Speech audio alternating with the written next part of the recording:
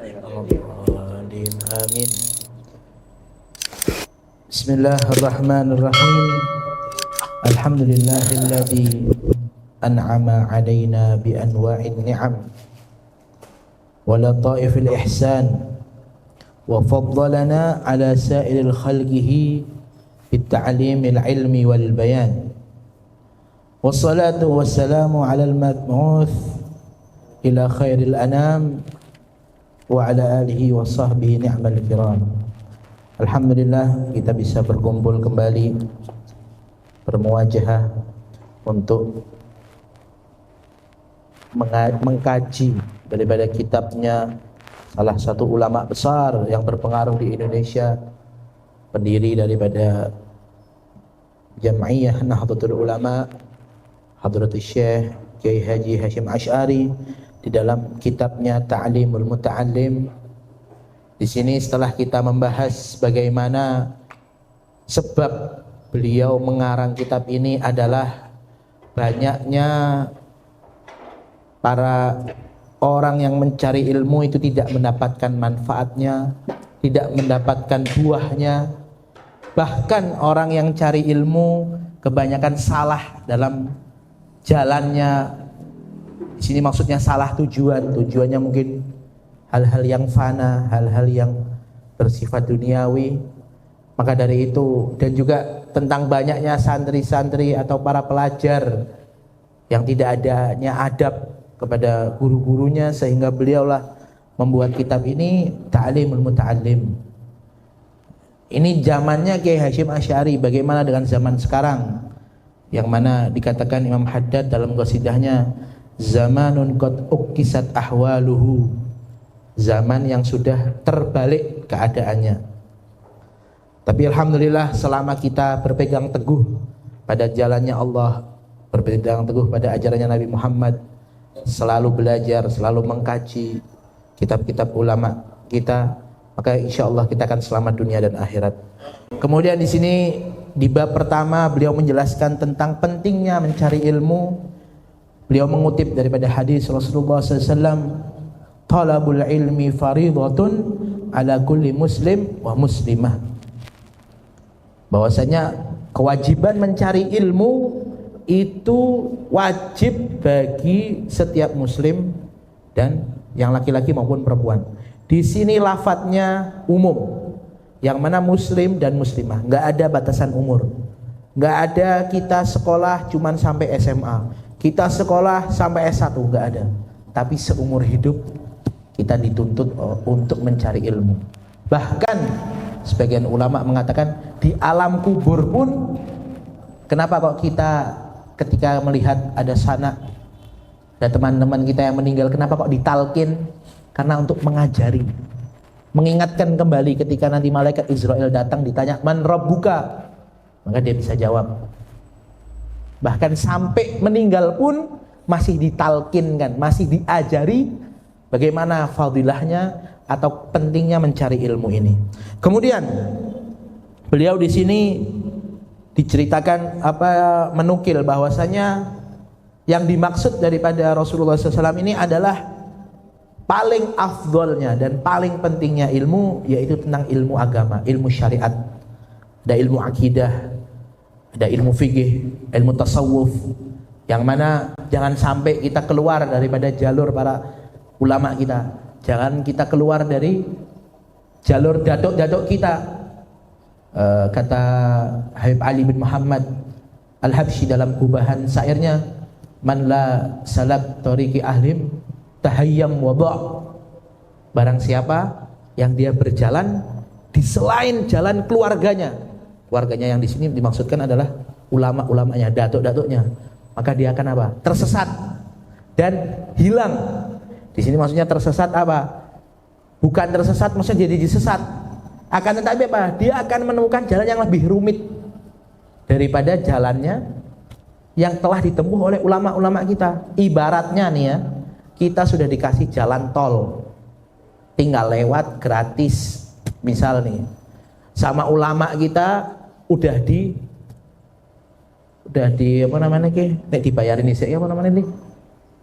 Ditalangi sama ulama-ulama kita, wis ditalangi. Ya ditalangi, kamu tinggal belajar, kamu lurus di jalanku, kamu selamat. Jalannya cepat. Tapi kalau kamu melenceng dari ajaran kakek nenekmu, maka yang akan kamu ketemukan jalannya lebih rumit. Ibaratnya kalau kamu nih udah dikasih jalan tol, kamu kok melipir lewat alas roban, lewat hutan belantara. Akhirnya apa? Kamu kesusahan, capek lagi buat mencari jalan. Ya, di sini bukan termasuknya tersesat kafir, bukan. Hati-hati nanti video saya dipotong nanti kan masuk di YouTube, bahaya. Jadi saya luruskan di sini. Kemudian pentingnya ilmu tersebut adalah untuk keselamatan kita di dunia dan akhirat. Kita lihat banyak orang-orang yang belajar sampai ke belahan dunia manapun, akan tapi dia nggak punya ilmu agama, maka kosong, percuma.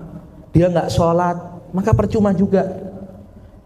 Seperti itu. Kemudian apa saja yang perlu dipelajari di dalam ilmu agama? Yaitu pertama ilmu akidah, itu yang paling penting. Bagaimana kita iman kepada Allah dan juga iman kepada Rasul-Rasulnya, kitab-kitabnya, hari kiamat, qadha dan qadar, sesuai dengan rukun iman. Dan yang perlu dipahami bahwasanya hukum Allah itu terbagi menjadi dua. Ada hukum yang ada sebabnya atau ada ilahnya, ada hukum yang kalau bahasanya ulama itu ta'abbudi. Ta'abbudi itu artinya sudah kita menyembah sama Allah, sudah kita nganut, kita ini hambanya Allah. Jadi semua hukum tidak bisa dimasukkan ke akal. Semua hukum tidak harus ada sebabnya. Kalau kamu agama Islam ini semuanya dimasukkan ke akal, akalmu jeblok, biar. Sekarang kalau kamu mengira bahwa agama ini, jadi diingat-ingat ada dua hal yang paling penting, ada iman dan ada akal. Ya. Yang harus kita lakukan adalah akal kita diimani, bukan iman kita diakali. Diakali bagaimana untuk mengikuti hawa nafsu kita, bukan seperti itu. Akan tetapi akal kita dimasukkan iman. Maka keluarlah orang-orang yang semua harus masuk akal itu, akhirnya keluar pertanyaan-pertanyaan nyeleneh. Kenapa kita harus sholat? Kenapa kok subuh 2 rakaat? Kenapa kok maghrib 3? Itu ta'abbudi, sudah kita hambanya Allah. Kita nganut sudah sami'na wa ata'na, ini perintah dari Allah. Lah kalau kita kayak gitu akhirnya kita apa? Na'udzubillah min dzalik. Kita malah ternyata sholat tidak wajib, bisa seperti itu. Kufur kita. Ini rukun Islam. Maka dari itu jangan semua di agama Islam diakali, tapi apa? Diimani. Tidak mungkin agama Islam ini memerintahkan sesuatu hal yang membuat kalian celaka. Tidak mungkin juga Allah dan Rasulnya melarang kalian kecuali di situ ada keburukan dan ada kejelekan. Jadi itu poin penting yang harus kita pahami. Kemudian kisah Isra Mi'raj, kalau kita masukkan ke akal kita, wah Isra Mi'raj, Nabi Muhammad ketemu Allah. Kemudian diceritakan kasurnya atau tempat duduknya Nabi Muhammad itu ketika balik masih panas, masih hangat. Jadi cuman sebentar. Lah ini kalau kita masukkan akal, kita jadi Abu Lahab, kita jadi orang jahiliyah yang nggak percaya sama mukjizatnya Rasulullah SAW. Maka itu penting. Di sini kita tekankan bahwasanya akal kita wajib diimani, bukan iman kita diakali. Diakali sama apa? Diakali sama hawa nafsu kita. Akhirnya yang ada apa? Akhirnya akal kita dikelabui oleh hawa nafsu. Semua agama harus ikut sama hawa nafsu kita. Akhirnya muncullah orang-orang yang pemikirannya nyeleneh-nyeleneh. Mungkin sekarang bertebaran di internet. Ada orang yang ngomong, buat apa? Nggak penting ngafalin Al-Quran. Sekarang sudah ada AI katanya, sudah ada Google. Loh, ya ini orang-orang seperti ini nih. Na'udzubillah min dzalik, ya. Ada lagi yang banyak kalau kalian mau membahas tentang syubhat-syubhat yang dilontarkan oleh musuh-musuh Islam itu sangat banyak. Kemudian di sini yang wajib kita pelajari adalah suatu hal yang wajib terhadap ibadah kita, tentang bagaimana sholat kita, syarat wajibnya, wudhunya, mandi wajib dan lain-lain. Dan kemudian di sini beliau tidak hanya membahas tentang ibadah saja, akan tetapi wajib juga bagi kita untuk belajar bab tentang jual beli. Fil buyu in kana yattajir.